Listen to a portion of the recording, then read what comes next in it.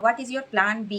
हाँ guys, I am in relationship. Will you appear for CGL 2026? YouTube income मेरा क्या है? 10th में मेरे मार्क्स थे. पढ़ते वक्त डिस्ट्रक्शन कैसे दूर करते हो? Hello everyone, welcome to my channel. तो आज का ये वीडियो Q&A वीडियो होने वाला है. लगभग 4 दिनों पहले मैंने एक कम्युनिटी पोस्ट किया था जिसमें मैंने बोला था कि मैं एक Q&A वीडियो बनाने का सोच रही हूँ, तो आप में से अगर किसी को कुछ पूछना रहेगा तो पूछ लेना.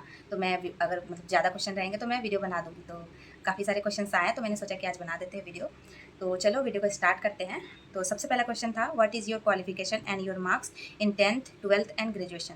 तो गाइज मैंने ग्रेजुएशन किया है कॉमर्स लेकर और अकाउंटेंसी ऑनर्स था मेरा. और 10th में मेरे मार्क्स थे 81.4% और मैंने अपना स्कूलिंग जो है वो सरस्वती शिशु विद्या मंदिर से किया था. तो आप में से किसी ने अगर सरस्वती शिशु विद्या मंदिर से अपना स्कूलिंग किया है तो आप लोग बताना कि वहाँ पे सर और मैम को क्या बोला जाता है. उसके बाद 12th में मेरे मार्क्स थे 77% और ग्रेजुएशन में मेरे मतलब ग्रेजुएशन में तो 2 मार्क्स बनता है ना, एक ऑनर्स का और एक टोटल का ओवरऑल का. तो ऑनर्स में मेरे थे 70.06% और टोटल ओवरऑल थे 69.93%. इन्हीं का एक और क्वेश्चन है, क्वांट सोर्स. तो गाइज अभी फ़िलहाल तो मैं क्वांट कौशिक मोहंते सर से करती हूँ और यशराज सर से करती हूँ. तो यही 2 अभी सोर्स मैं फॉलो कर रही हूँ. और ओनली बैंकिंग एग्ज़ाम और SSC 2. तो गाइज़ मैं अभी कोई भी एग्ज़ाम देने का नहीं मैंने सोचा है और अभी तक मैंने कोई एग्ज़ाम अलग एग्ज़ाम कोई दिया भी नहीं है बैंक के अलावा. ऐसे मैंने फॉर्म फिल किया था एक बार, MTS का मैंने फॉर्म फिल किया था पर मैं लिखने के लिए नहीं गई. और एक बार मैंने क्या कहते हैं उसको, NTPC का भी मैंने एग्ज़ाम मतलब फॉर्म फिल किया था पर उसका भी मैं एग्ज़ाम लिखने नहीं गई. तो फॉर्म फिल करती हूँ मैं और मुझे लिखने का मन नहीं करता है क्योंकि ऐसा लग रहा है कि उसका तैयारी ही नहीं है, तो फिर मन ही नहीं करता है यार मेरा लिखने का. और मेरा वही, मैं बाकी सारे फॉर्म इसलिए नहीं भरती हूँ क्योंकि देखो क्वांट रीजनिंग तो थोड़ा बहुत कर भी लूँगी लेकिन जीके तो मेरे से बिल्कुल भी नहीं होगा, मुझे ऐसा लगता है. अभी मैं पूरा फोकस तो बैंक में ही करना चाहती हूँ, लेकिन मैं भी बाद में अगर माइंड चेंज हो मेरा, अगर कुछ और फॉर्म फिल करने का मन करे तो मैं कर भी सकती हूँ. लेकिन फ़िलहाल तो मैंने बिल्कुल भी नहीं सोचा है कोई और फॉर्म फिल करने का. तो आप मुझे सजेस्ट करना कि मुझे फिल करना चाहिए या नहीं करना चाहिए.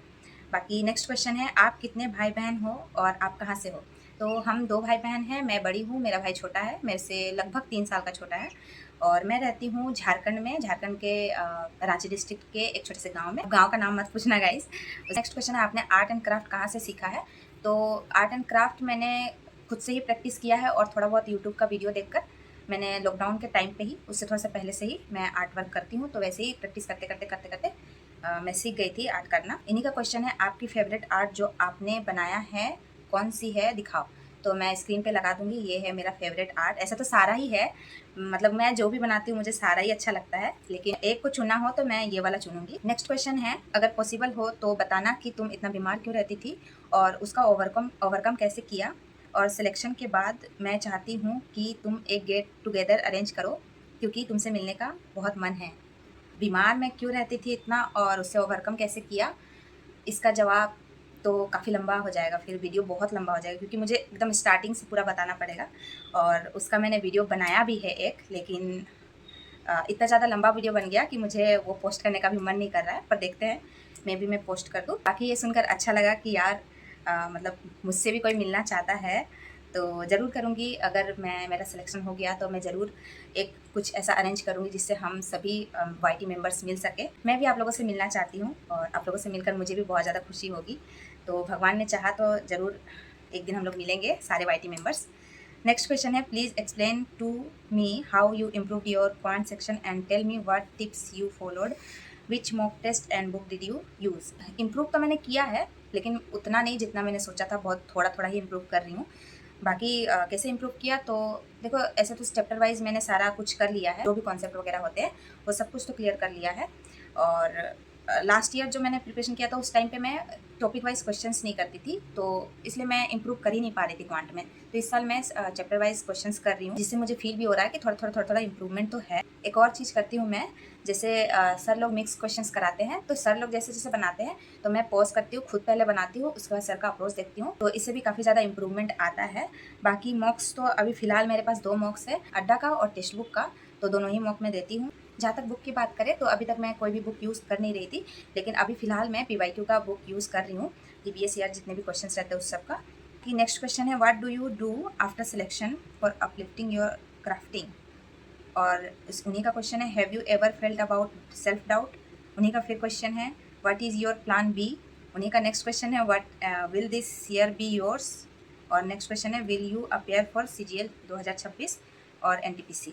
तो काफ़ी सारे क्वेश्चंस किए हैं इन्होंने।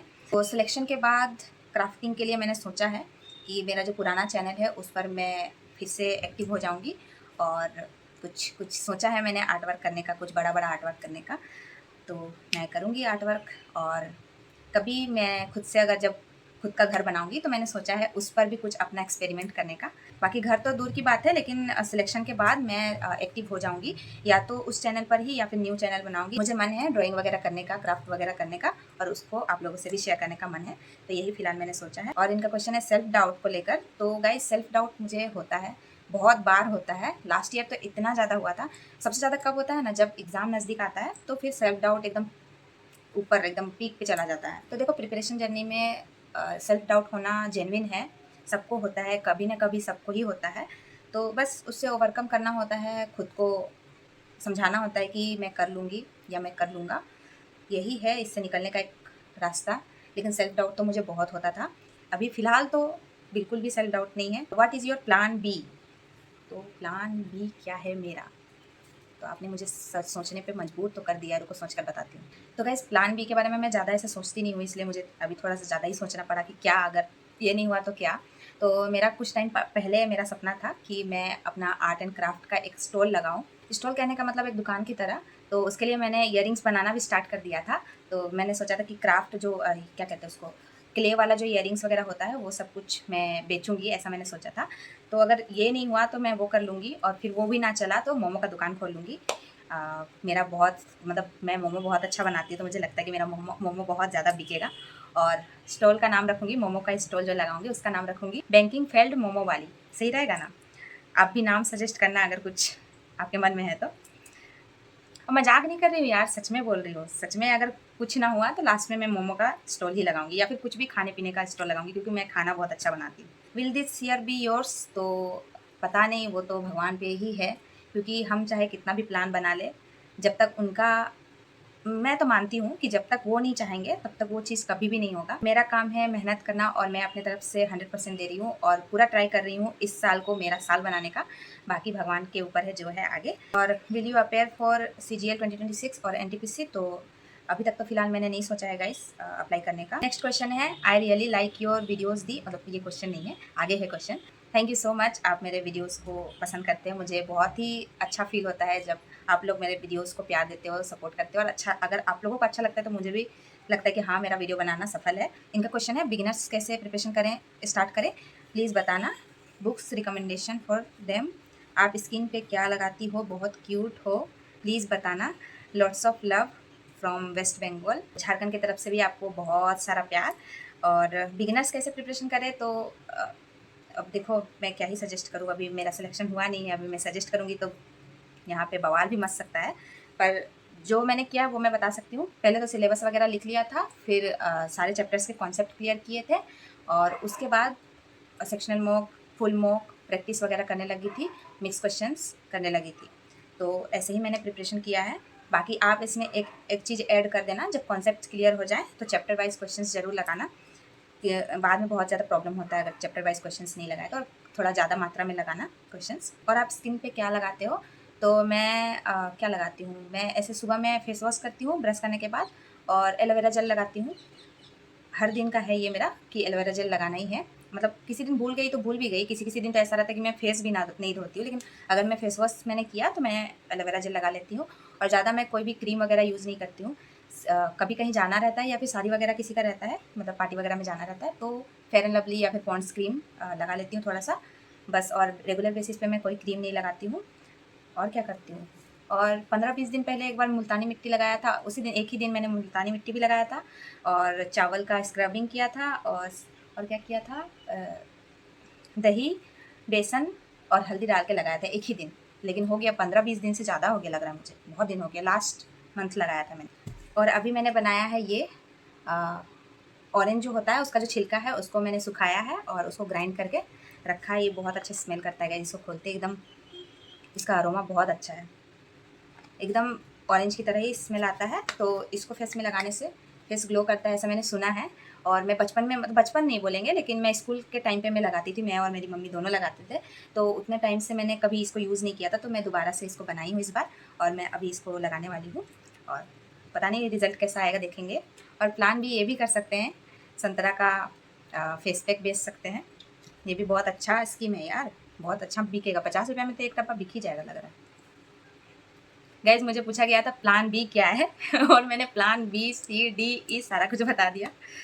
तो मजाक कर रही हूँ यार, लेकिन हाँ मोमो वाला मैं सीरियस थी। मैं आपको फेस से रिलेटेड एक और चीज़ बताती हूँ कि कभी भी आपको ऐसा फील हो कि मेरा फेस डल हो गया है, या फिर मेरे ज़्यादा एक्ने आ गए हैं, या फिर मेरा किसी भी तरीके से डार्क सर्कल आ गया है, कुछ भी, तो आप मिरर पे जाना और खुद को मिरर पे देखना और बोलना कि मैं बहुत ज़्यादा खूबसूरत हूँ, मैं बहुत ब्यूटीफुल हूँ। मतलब फ़ील करना, सिर्फ बोलना नहीं, फ़ील करना अंदर से कि हाँ मैं बहुत ज़्यादा खूबसूरत हूँ।